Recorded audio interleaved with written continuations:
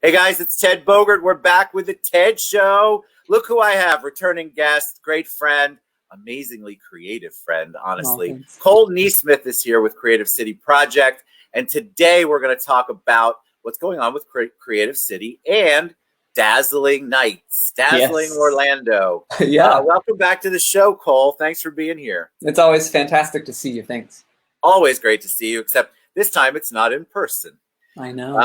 As we were talking about before we went live. All right, so for those people who must be living under a rock, tell us a little bit about you and Creative City, and then we'll take a deep dive into Dazzling Orlando, Dazzling Nights. Yeah. So Creative City Project produces interesting arts experiences. Usually we hold a festival every October called Immerse. It's a performing and interactive arts festival across 10 city blocks in downtown Orlando.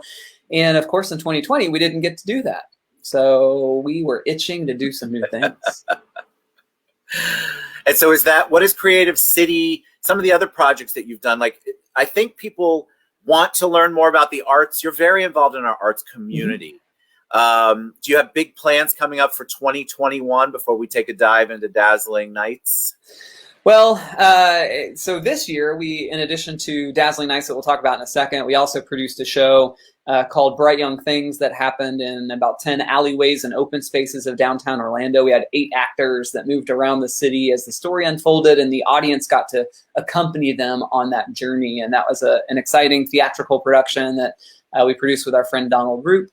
And we held an orchestral event that will actually repeat this coming year in 2021 called Recharge, where we took Orlando Ballet's amazing rehearsal facility, divided it up into 8-foot squares, and each audience member got their own square. They could bring a pillow, a blanket, a yoga mat, lay down, and then we had about a 75-minute program of just ambient, reflective orchestral and jazz music. We collaborated with our friend Chris Belt from the Timucua Arts Foundation for that. And so we've been producing some fun and exciting things that I think are really unique offerings that people have really connected with.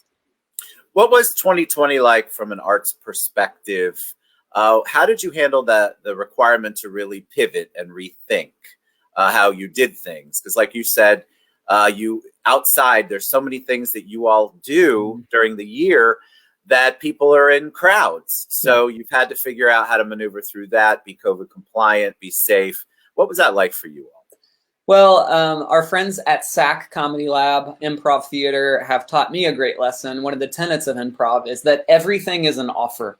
And I think that's a lesson for all of us all of the time, whether it's in our personal lives, our relationships, our business, whatever it might be.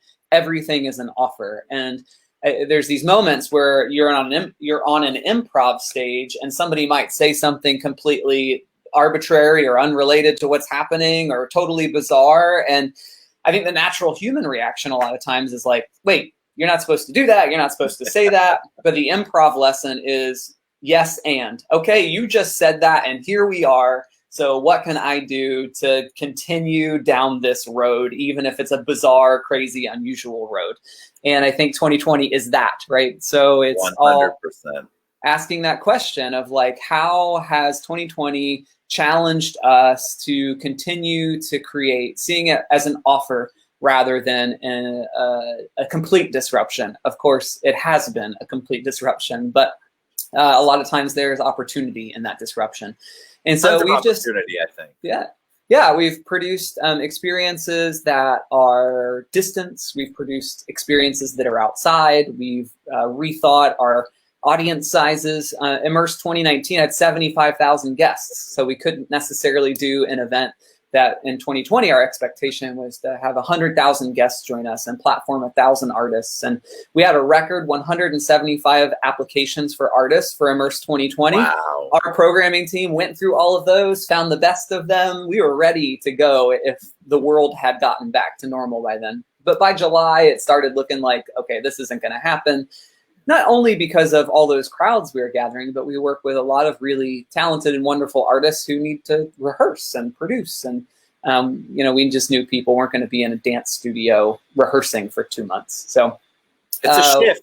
It's a pivot, a shift. Yeah. But I feel like the arts community did it quickly. Like you all, because I think also you've got the advantage of being creatives at heart. you shifted and you realized, all right, we're just going to have to embrace things like distance performances and how do we engage or keep the audience engaged when they're not physically present looking at something. But I think you all have done an amazing job at shifting that. And because people want it. I mean, we all saw when Hamilton did their thing and that all launched and people just tuned in droves. They watched it.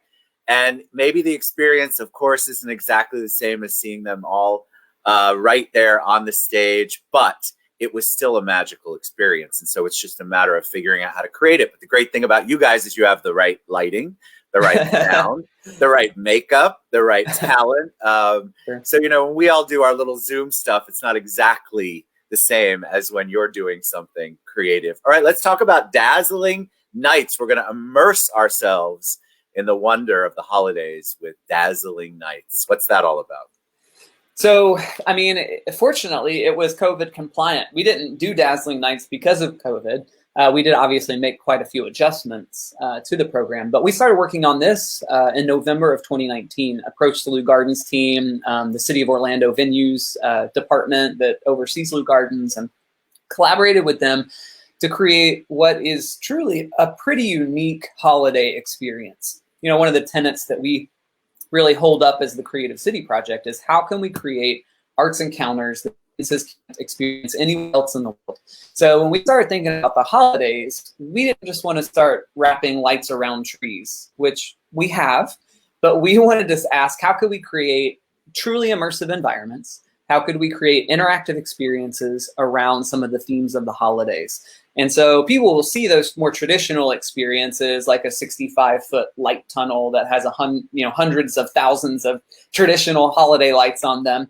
But also there are lights installed in the ground. When guests jump on them, they light up. We took about 60,000 lights and hung them vertically from these massive camphor trees in the gardens, and it looks like this star field overhead. We took, right when you walk in, there's a section of the gardens, which I think has turned out to be my favorite, where there are literally millions of points of laser light all over all the bushes and the trees. And it's just this kind of overwhelmingly beautiful, awe-inspiring experience. Magical. All right, we have a little video, don't we? Oh, we do, yeah.